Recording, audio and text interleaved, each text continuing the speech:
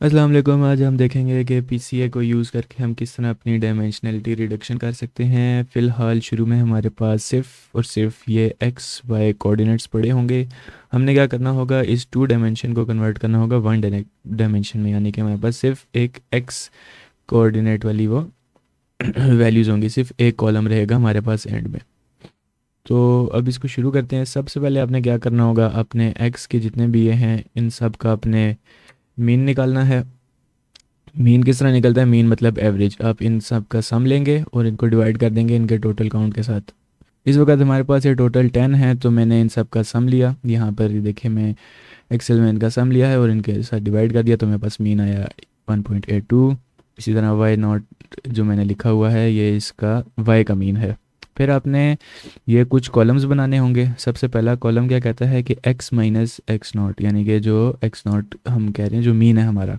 सो ये वैल्यू किस तरह आई है हमारे पास, हमने क्या 2.5 माइनस 1.82, तो हमारे पास ये वाली वैल्यू आ गई। इसी तरह ये वैल्यू किस तरह आई, 0.5 माइनस 1.82, तो हमारे पास ये वाली वैल्यू आ गई। इसी तरह हमने ये सारी वैल्यूज़ निकाली हुई हैं मीन के साथ माइनस करके। सेम हमने y के साथ भी वही किया, y minus Y naught, Y minus its mean and then so on. फिर हमारे पास ये कॉलम क्या कहता है कि ये जो भी आपने दो कॉलम निकाले हैं इन दोनों को आपस में आपने मल्टीप्लाई कर देना है। तो हमने इन दोनों को मल्टीप्लाई किया तो ये आंसर आया, इन दो को मल्टीप्लाई किया तो ये आंसर आया, इन दो को मल्टीप्लाई किया ये आंसर आया, तो हमारे पास ये सारी चीज़ें आ गई।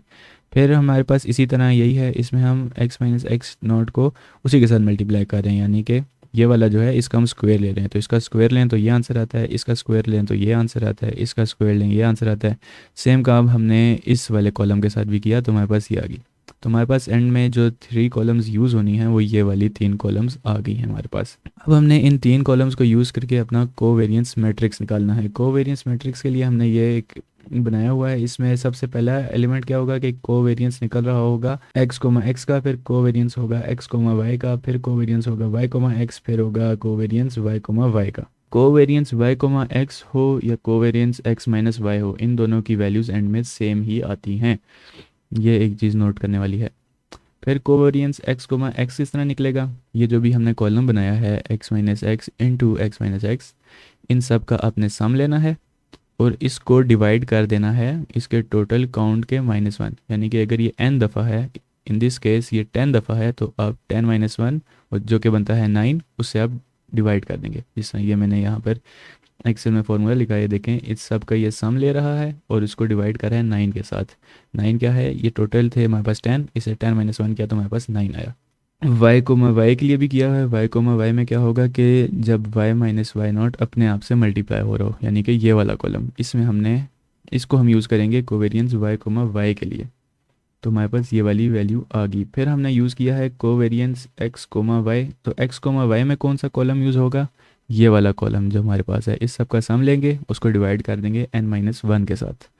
Same with Y comma X, उसमें भी आप यही वाला कॉलम यूज़ करेंगे, इनका सम लेंगे और इनको डिवाइड कर देंगे n माइनस वन के साथ, तो आपके पास आ जाती है एक कोवेरिएंस मैट्रिक्स। इसके बाद आपने निकालना है आइगन वेक्टर। अब वो किस तरह निकालेंगे वो भी देखते हैं।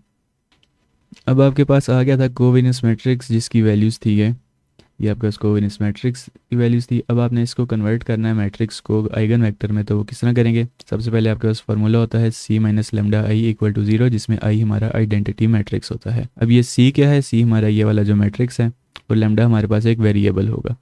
तो आप अगर इस इक्वेशन को बनाएं, सॉल्व करें, तो आपके पास एंड में सिंप्लीफाइड वर्जन ये आता है। जहाँ जहाँ आपके आइडेंटिटी मैट्रिक्स में 1 लिखा हुआ है, देखें आप उसी के कॉरेस्पॉन्डिंग हमारे पास माइनस लेमडा आ रहा है, और बाकी जो हमारी वैल्यूज़ हैं वो same as it is before आ गई, तो हमारे पास एंड में मैट्रिक्स बन जाएगा। फिर आपने क्या करना है, इस मैट्रिक्स का आपने डिटर्मिनेंट निकालना है। इसका जब आप डिटर्मिनेंट निकालेंगे वो किस तरह निकालते हैं, आप इसको मल्टीप्लाई करते हैं इसके साथ, नीचे वाले के साथ, फिर माइनस कर देंगे इसको, दिस मल्टीप्लाइड बाई दिस, तो आपके पास डिटर्मिनेंट आ जाएगा। इस केस में हमारे पास डिटर्मिनेंट एक क्वाड्रेटिक इक्वेशन में आया था। हमने क्वाड्रेटिक इक्वेशन से उसके रूट्स निकाले, जो हमारा क्वाड्रेटिक फार्मूला होता है उसको यूज़ करके हमने उसके रूट्स निकाले, तो हमारे पास लेमडा 1 आ गया जिसकी वैल्यू थी ये, और लेमडा 2 आ गया जिसकी वैल्यू थी ये।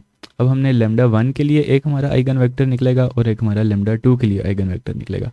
तो अगर हम सबसे पहले लेमडा 1 के लिए देखें, लेमडा 1 में देखें आपके पास ये पहले कोवेरिएंस मैट्रिक्स जो आपका था सबसे टॉप पे, ये एज इट इज़ नीचे आ गया है आपके पास। फिर आपने इसके साथ लिखा है x1 y1, और ये जो आपका λ1 था वो आपने इधर लिख दिया और आपने यहाँ पे लिख दिया x1 y1। तो इसमें क्या होगा कि अब आप जब इस पहली रो को इस कॉलम के साथ मल्टीप्लाई करेंगे वो इक्वल होगा इसको मल्टीप्लाई करके इसके साथ।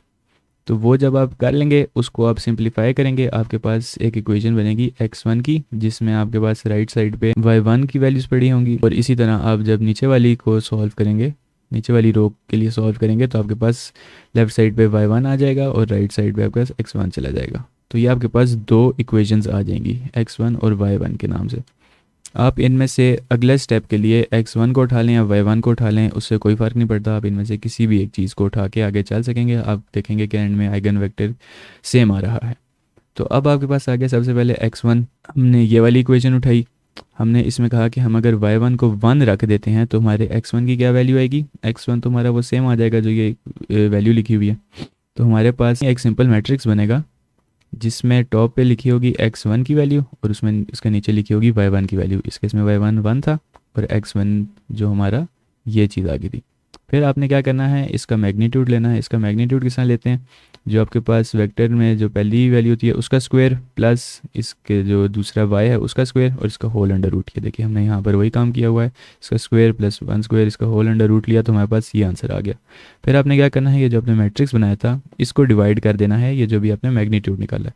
तो ये वाला वैल्यू डिवाइड हुई है हमारे इस मैग्नीट्यूड के साथ। ये देखें यहाँ पर हम उसको डिवाइड करें और फिर 1 को भी हम उससे डिवाइड करें। फिर हमारे पास जो एंड में जो आंसर आएगा, ये हमारे पास जो मैट्रिक्स बनेगी इसको हम बोलेंगे ये हमारा आइगन वेक्टर निकल आया है λ1 के साथ। इसी तरह देखें हमने λ2 के लिए भी यहाँ पे किया हुआ है। λ2 पे बस ये वाली वैल्यू चेंज हुई थी, फिर उसके मुताबिक हमारी x1 की इक्वेशन निकली थी, y1 की इक्वेशन निकली थी। हमने दोबारा x1 की इक्वेशन को यूज़ किया, उससे हमने पहले मैग्नीट्यूड निकाला, फिर उसके साथ हमने उसको डिवाइड किया तो हमारे पास एक और आइगन वेक्टर आ गया था।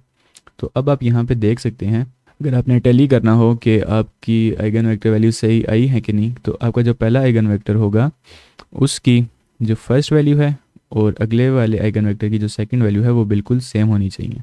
इस तरह करके आपके पास आपको कंफर्म हो जाएगा कि हमने आइगन वेक्टर सेम निकाला है। फिर अब आपके पास आ जाएगा आइगन वेक्टर। इसके बाद क्या करना है, ये मैंने यहाँ पर आइगन वेक्टर की अपनी वैल्यूज़ लिख ली हुई हैं।